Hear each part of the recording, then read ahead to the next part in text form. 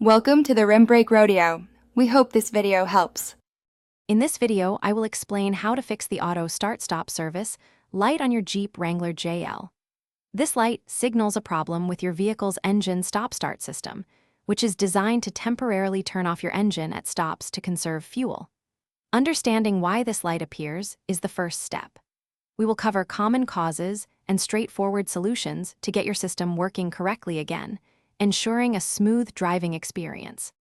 Often, the culprit behind the auto start-stop light is a failing auxiliary battery, which powers this specific feature.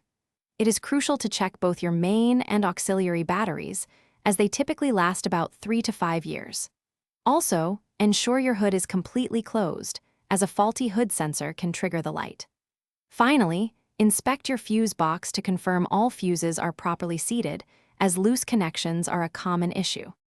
Beyond basic checks, your auto start-stop system relies on several operational conditions. The engine and cabin temperatures must be within a specific range. Always confirm your driver's seatbelt is securely buckled and all doors are fully closed. Additionally, sufficient brake pedal pressure is required for the system to activate. If your battery voltage drops below 12.4 volts, the system will likely not engage, triggering the service light.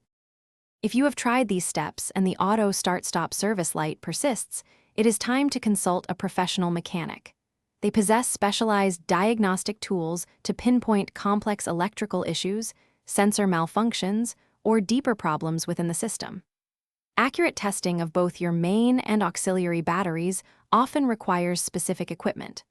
Alternatively, if you prefer to bypass this feature entirely, aftermarket devices are available to permanently disable the auto start-stop system. Thanks for watching. Consider subscribing if we helped you.